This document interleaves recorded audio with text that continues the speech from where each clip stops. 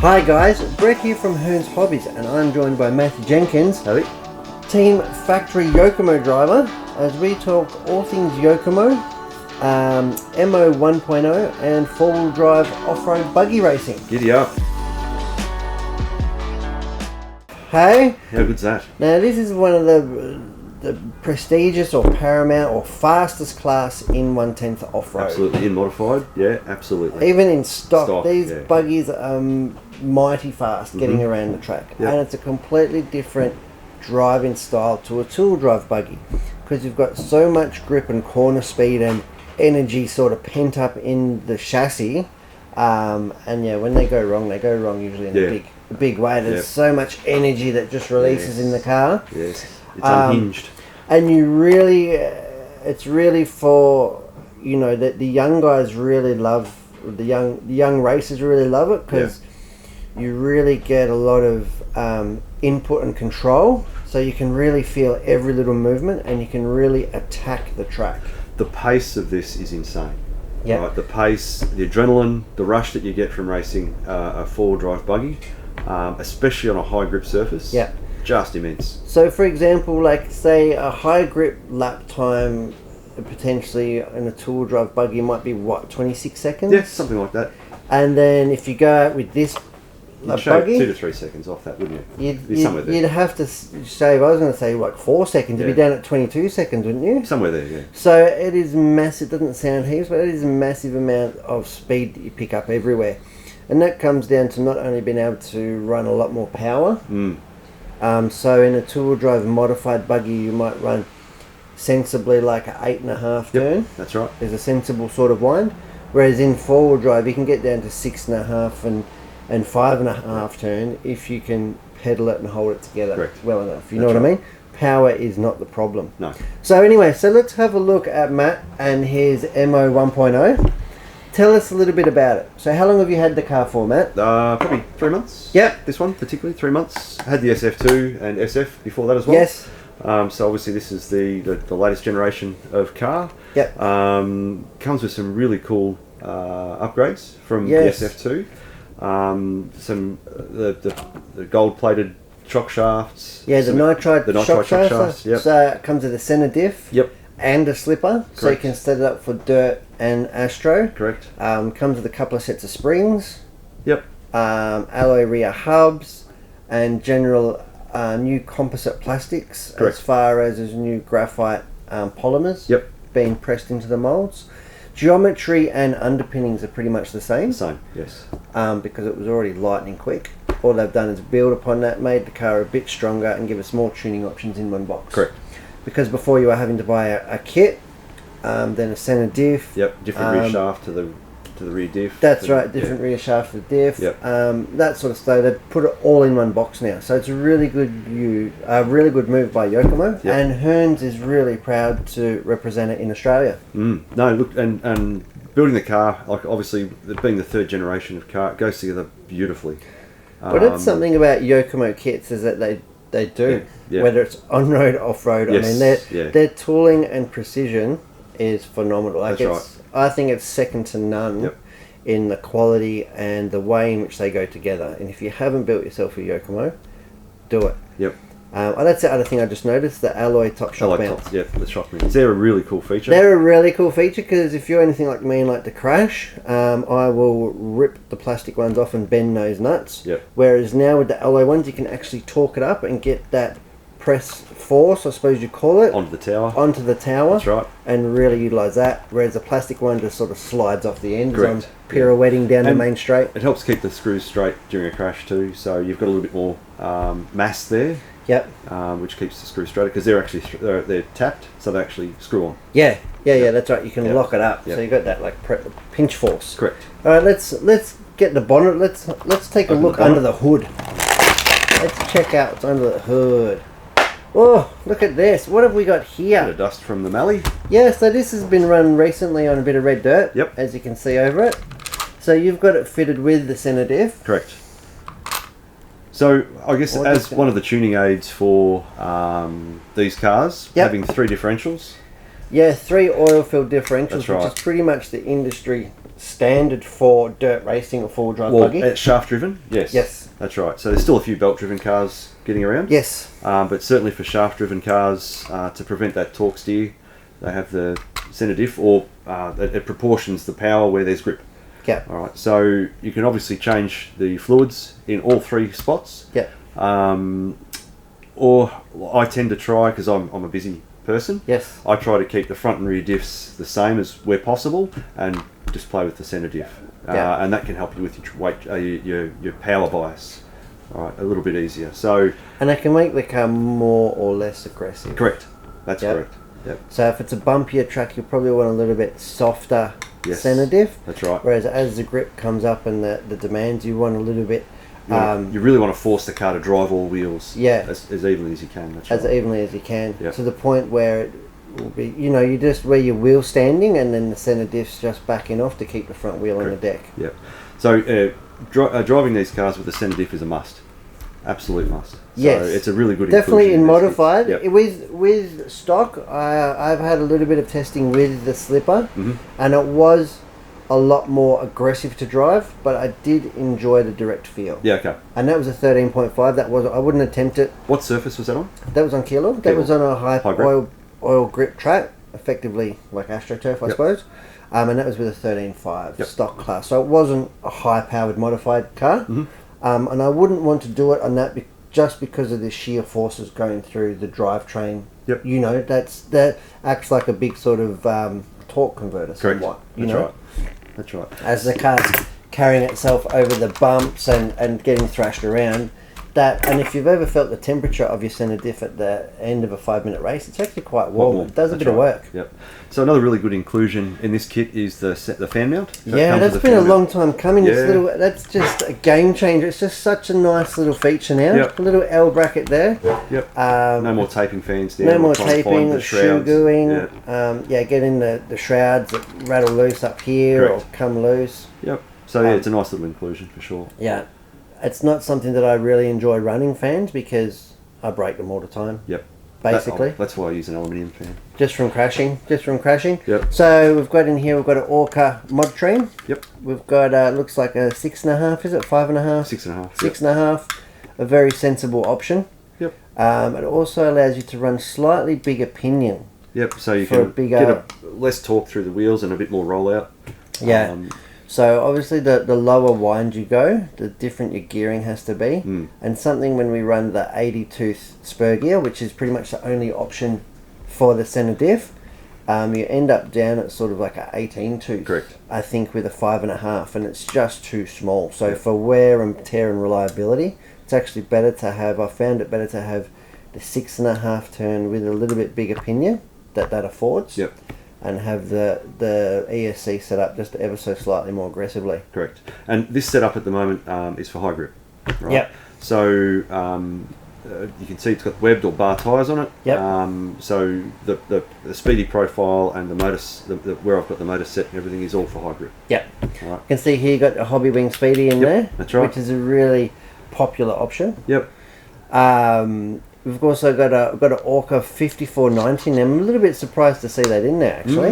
I tend to run a heavier car. Do you? Yeah, I like the what happens with the car when it's a little bit heavier. It may not get me to the pointy end, but I just enjoy the drive a little bit more. Yep. The intense driving that comes with modified four-wheel, look, to be honest, I know my limits. Yes. And I enjoy driving it the way it is. Yeah, Yes. For sure. Yeah, 100%. So this is the 5490 Orca battery. My car generally has the 4290, and it's about 40 grams lighter, I think. Yep. Which doesn't sound a lot on paper. The reason I like it is that I find it affords me a little bit softer suspension package without slapping the chassis down when I flat land and munt the jumps like I tend to do. And there's also less energy in the car when I'm cartwheeling into the container at the end of the straight. It's just that 450 grams lighter weight that might help the poor little thing hold together. You might hit with a few less Newton meters. That's right, Yeah, that's right. So we've got the little red box here. It's obviously your transponder for lap timing. Got your Senma receiver. We've got a nice little highest. That's a power. Power, that's on. A Yep. power brushless servo in there. Really good little package. We've got your Yokomo alloy servo horn. And apart from that, it's like pretty much out of the box. Out of the box, that's right. Out of the box. Which is really, really cool. Yep. So, I mean, you can get yourself up and racing with one of these competitively, relatively quickly. Well, that's it. Everything's in one box. Yeah, that's right. And whether you are racing Astro, high traction, or slippery loose dirt, you can get the car going for both. That's right. It comes with both sets of springs, or two sets of springs. Yep. So you've got a set of Astro springs or a set of dirt springs in there. Yeah, again, really easy to set up for both conditions. Yep.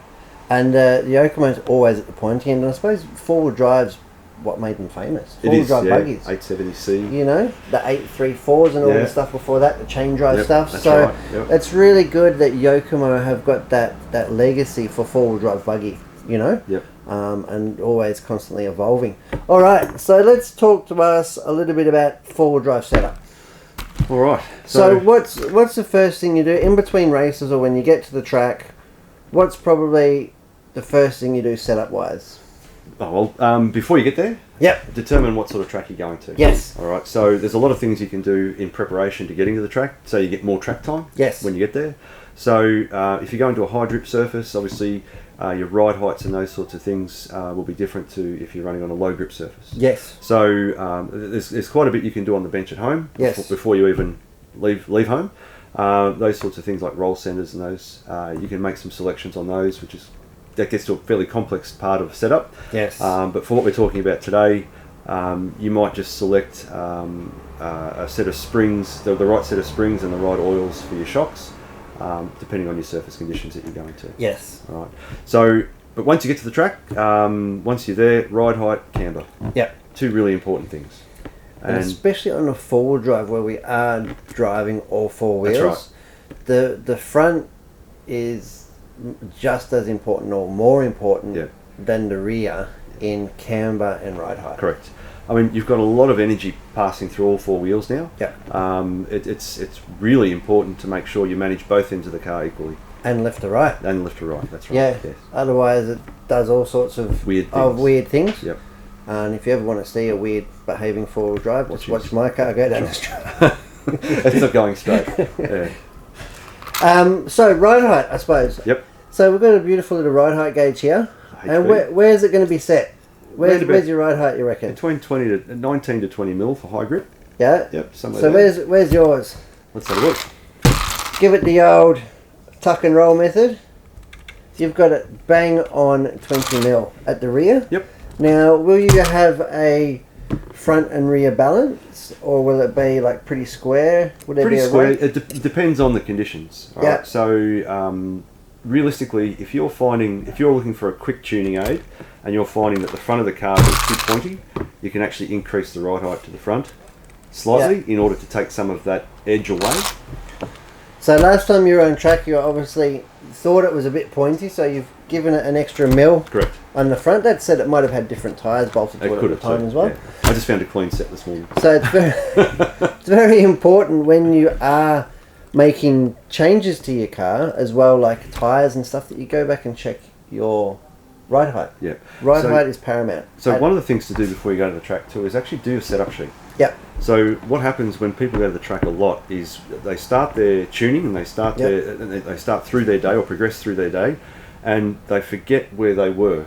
All right. So before you go to the track, it's really easy to just print out a few setup sheets and actually write down where you started. Yep. And then whatever change you make, even just a pencil, write it on that part of the setup sheet. Yep. And put the time beside it, so that you can easily work out what direction you've taken and what's happened to your lap times. Yep.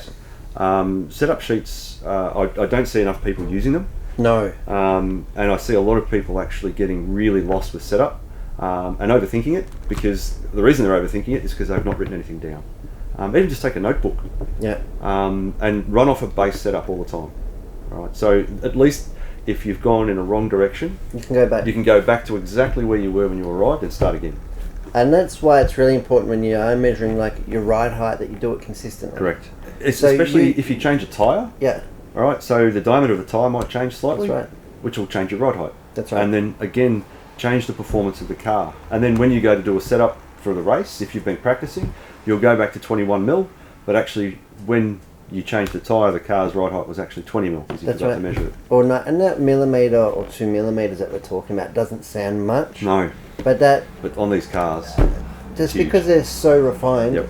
and it's not the fact that it'll be undrivable, just it changes the handling characteristic. And it's something unexpected when you pull the trigger and you go into that first turn in a race and you think, wow, this isn't doing what it did in practice. Yeah.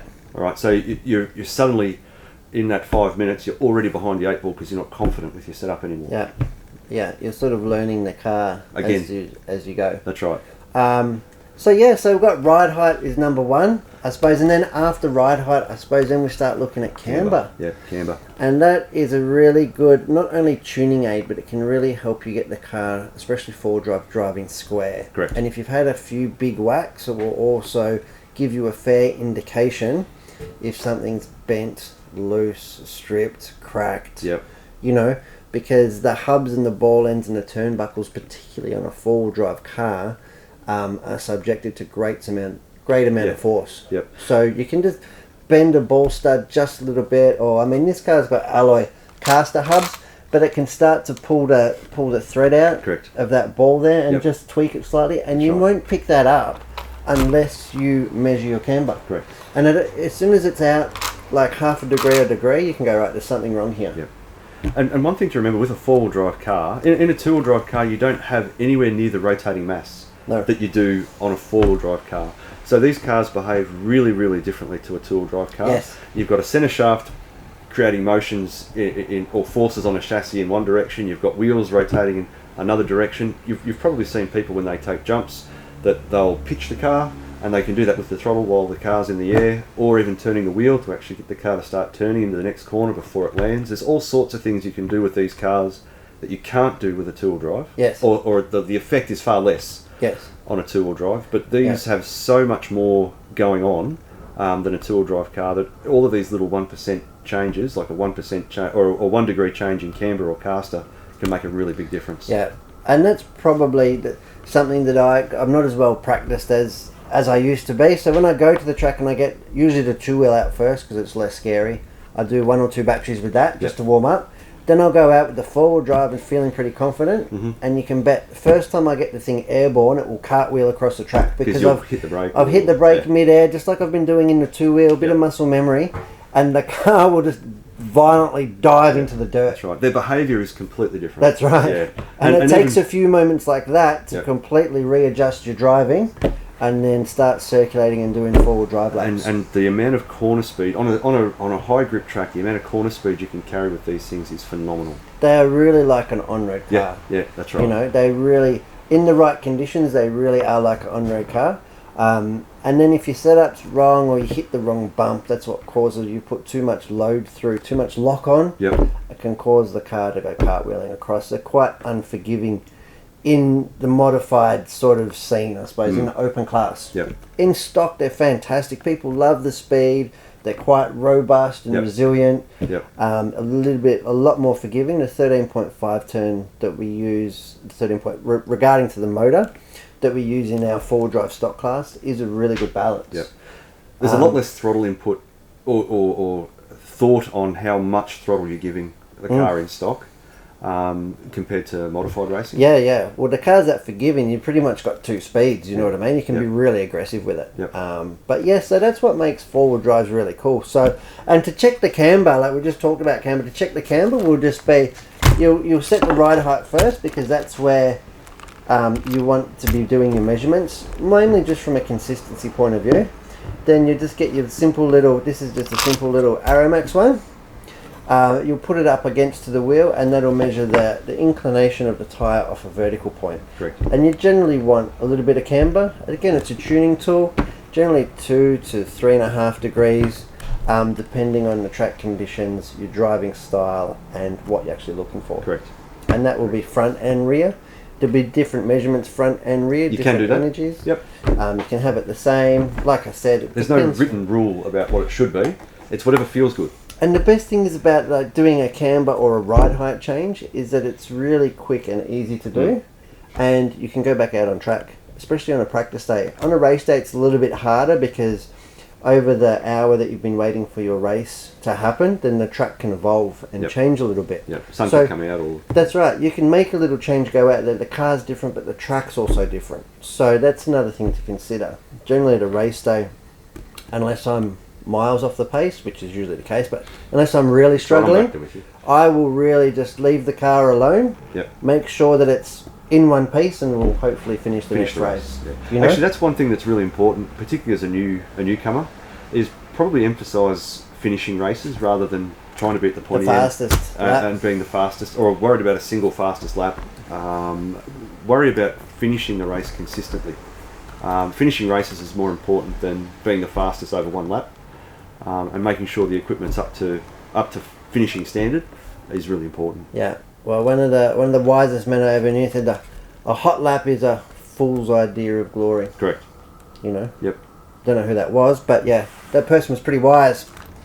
So what have we got here? Got some tyres. Tyres, yes. So tyre choice, always a really big factor in the tuning of your buggy. It is. Four-wheel drive a little bit more forgiving in that, yes, you do have four-wheel drive. Yes. Doesn't mean you'll be competitive. No. But you will be able to get around the track a lot easier with the capability of four-wheel drive and the traction that affords. So the two main tyres that we use on any given track is a pin tyre on a loose dirt track, and then if it's a high grip oil track or hard pack track, a clean track, then you'll have a web bar style tyre. That's right. That's really it. Got all three here. Yep. And then apart from that, we'll generally run a closed cell insert. Now there are open cell inserts available, which is the soft foam here, but we generally won't use those in four-wheel drive because there's just too much energy in the car. Unless they're an event's a big event, they're running a controlled tyre, they might pick an open cell. But generally speaking, for club days and those sorts of things, very, very rarely or seldom I'd even consider using an open cell on a four-wheel drive. Yes, particularly in modified. In the stock classes you might do so, but in a modified class you just get too much. That's right. If you're running web tyres, you'd never consider a closed cell. Never. No. Because you need to push that tread into the dirt surface as hard as possible. That's right. On a pin tyre, on a really, really loose surface, look, if there is really no grip, like absolutely no grip, that would be my last call to change onto a pin on a four-wheel drive car to run an open cell insert. It'll just move around too much. Move around a lot. It's just like driving your real life car on the road at 10 psi in it. You know? If the track was slick and not rutted out, you could do it. But it's and remembering changing your driving style is something that you've got to do too when you're running the different insert. Because tyres just collapse and rims hit the ground. And they can cause you to traction roll and all sorts of things. So that's right. So that is a few basic pointers. Is there anything else, Matt, that you'd like to touch on the Yokomo MO 1.0? No, I think it's certainly been a good learning experience for me running this car. As I said, it goes together beautifully. All of the parts, when you put them together, are free. They move freely and consistently out of the box. Beautiful quality metals in the gearboxes, like the way that it's hardened and stuff. If you do your gearbox mesh correctly, and that's the pinion and crown gear. And initially, yes, you will have to adjust it after probably your first day at the track. But after then, if you look after your bearings, that shimming very rarely changes. The materials are that good. The tuning of this car, look, you can notice every change. All right. So the car itself, you really can notice if you change a shock position, you really can see on track. In both the car's feeling and confidence in the car and lap times, you can actually see every single little change on a four-wheel drive buggy these days. Two-wheel drive, let's say you change a front shock position, you might only notice the change in one direction. Like when you're tipping into a corner, you might see it just has a little bit more grip. Certain part of the track or a certain high-speed corner. But every little change on these cars has a big impact. And they're really, really sort of good and popular. A lot of people go to four-wheel drive as a first car. I really think that first cars, and for newcomers I always say two-wheel drive, just because it's a little bit easier in the build and the assembly. Yes, a little trickier to drive, but I think if you can drive a two-wheel drive and get your head around it, you'll definitely be able to drive one of these. That's right. You know, that is fantastic. Well, thanks for joining me today, Matt. No problem. Thanks for taking the time to discuss your Team Yokomo MO 1.0. This is Mat Jenkins. I'm Brett, and thanks for joining us at Hearns Hobbies.